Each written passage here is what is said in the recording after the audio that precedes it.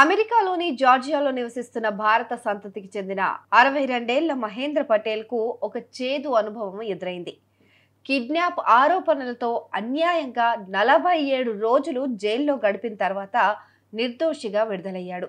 ఇప్పుడు తాను నిర్దోషినని రుజువైన తర్వాత అన్యాయంగా తనను అరెస్ట్ చేసి జైల్లో పెట్టినందుకు గాను పోలీసులు డిస్ట్రిక్ట్ అటార్నీ తనకు బహిరంగంగా క్షమాపణ చెప్పాలని డిమాండ్ చేస్తున్నారు మహేంద్ర.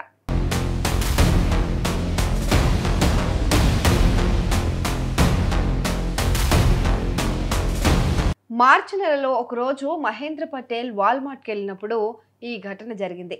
అక్కడ ఒక మహిళ తన 2 ఏళ్ల కొడుకును మొబిలిటీ స్కూటర్లో తీసుకెళ్తోంది. ఆ స్కూటర్ అకస్మాత్తుగా పక్కకు తిరగటంతో అందులో ఉన్న చిన్నారి కింద పడిపోబోయాడు. వెంటనే స్పందించిన పటేల్ ఆ పిల్లాన్ని పట్టుకొని కింద పడకుండా ఆపాడు. కానీ ఆ మహిళ మాత్రం పటేల్ తన కొడుకును కిడ్నాప్ చేయడానికే ప్రయత్నించాడని పోలీసులకు ఫిర్యాదు చేసింది. మంచి చేయడానికి పోతే చెడు ఎదురైనట్టు ఈ మహిళ ఫిర్యాదు ఆధారంగా పోలీసులు పటేల్ను అరెస్ట్ చేశారు. ఆ తర్వాత జైల్లో గడిపిన 47 రోజులు తనకొక నరకంలా అనిపించిందని పటేల్ ఓ టీవీ ఛానల్కి ఇచ్చిన ఇంటర్వ్యూలో చెప్పాడు. ఆ వయసులో సరైన మందులు అందక 17 పౌండ్ల బరువు తగ్గానని, తాను శాకాహారి కావటంతో కేవలం బ్రెడ్, పాలు, పీనట్ బటర్ తిని బతికేశానని తెలిపాడు. అయితే జైల్లో తోటి ఖైదీలు బెదిరించటం, అవమానించటం వంటివి కూడా ఎదుర్కొన్నానని పటేల్ చెప్పుకొచ్చాడు. పిల్లల్ని కోసి తింటావా అని కొందరు అడిగితే మరికొందరేమో లక్షల డాలర్లు ఇస్తే రక్షణ కల్పిస్తామని బెదిరించారు అని పటేల్ బాధను వివరించాడు.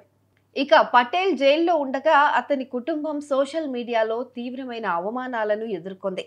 పటేల్ను దేశం నుంచి పంపించేయాలని, సజీవంగా కాల్చేయాలని లేదా ఎల్ సాల్వడార్కి పంపించాలని కొంతమంది నెటిజన్లు పోస్టులు పెట్టారని పటేల్ గుర్తు చేసుకున్నాడు. ఈ సంఘటన వల్ల తన జీవితం, గౌరవం మొత్తం నాశనం అయిపోయాయని పటేల్ ఆవేదన వ్యక్తం చేశాడు. అయితే వాల్మార్ట్లో ఉన్న సీసీటీవీ ఫుటేజే పటేల్ను నిర్దోషిగా తేల్చింది. వీడియోలో పటేల్ ఆ చిన్నారిని కింద పడకుండా ఆపినట్లు స్పష్టంగా కనిపిస్తుంది. ఆ వీడియోలో మహిళతో అతడు ఎలాంటి గొడవకు దిగలేదని కూడా రుజువైంది.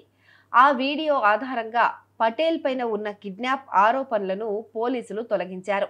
ఈ సంఘటన వల్ల తనకు జరిగిన అన్యాయానికి పరిహారం అడగడం లేదని, కానీ పోలీసులు, డిస్ట్రిక్ట్ అటార్నీ మాత్రం బహిరంగంగా క్షమాపణ చెప్పాలని, భవిష్యత్తులో ఇలాంటి సంఘటనలు జరగకుండా ఎలాంటి చర్యలు తీసుకుంటారో స్పష్టంగా చెప్పాలని పటేల్ డిమాండ్ చేస్తున్నారు.